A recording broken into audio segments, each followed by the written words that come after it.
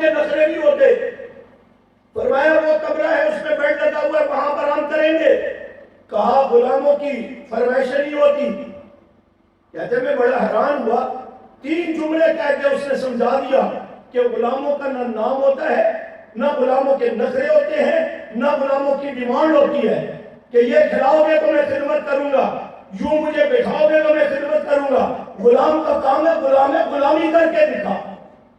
اور ہم کہتے ہیں صحابہ کے غلام جب کام ذمہ لگاؤ کہتے ہیں میں کرائے گا, میں تو ہوں نوکر نظر آنا, میری کوئی حیثیت نہیں. اونوں کو فلانے میں جا کے کم کر کے آئے, مجھے وہاں بٹھا دیا مجھے یہاں کیوں نہیں بٹھایا, اس کو عہدہ دے دیا مجھے کیوں نہیں دیا. یہ غلاموں کا کام نہیں ہے, یہ غلاموں کا کام نہیں ہے. غلام سعادت سمجھتا ہے تیری محفل میں جہاں جگہ مل گئی یہ سعادت ہے, صحابہ سے نسبت ہے, یہ سلسلہ چل رہا ہے. ملا عمر صاحب سے, ملا عمر صاحب رحمۃ اللہ علیہ سے وہاں بات ہوئی, بلکہ ایک موقع پر افغانستان میں جماعت کا وقت کیا سرکاری طور پر پہلے روز کی بات ان کو مبارکباد پیش کرنے کے لیے.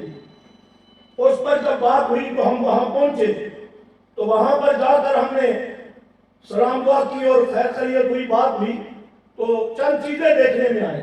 مولانا عبدالغفور الدین شہید رحمۃ اللہ علیہ گاڑی میں ہم کوئٹہ سے جب آگے گئے ادھر سے گاڑی آئی ہوئی تھی تو ڈرائیور کے ساتھ بیٹھ سے اس کے ساتھ گپ شپ کرتے رہے. ان کا مزاج تھا, خوش مزاج آدمی تھے.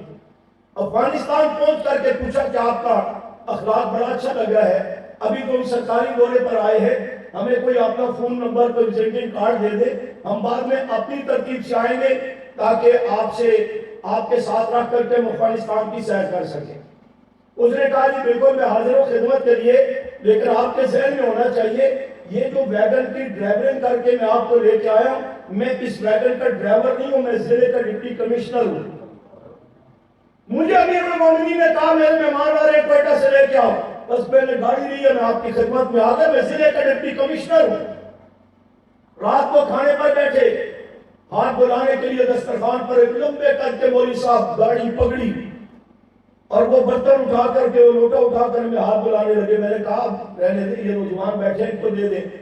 کہتے نہیں بس میں دلا دیتا ہوں. میں نے کہا بڑے اچھا نہیں لگتا, یہ نوجوان بیٹھے ان کو دے دو. تو دوسرے صاحب نے بتایا کہ یہ صرف بڑے نہیں ہیں, یہ محکمہ جنگلات کے وزیر ہیں, ان کے ذمہ آج لگا ہے کہ اپنے مہمانوں کے جوتے بھی سیدھے کر دے, ان کو ہاتھ بھی دلوانے ہیں. اور پھر انہوں نے بتایا کہ یہاں 1 مہینہ جو وزیر ہوتا ہے اگلے مہینے یا 2 مہینے 3 مہینے بعد اس کو گن دے کر کے چوکیدار بنا کر کھڑا کر دیتے, وہاں کھڑا ہو کر پہرا دے.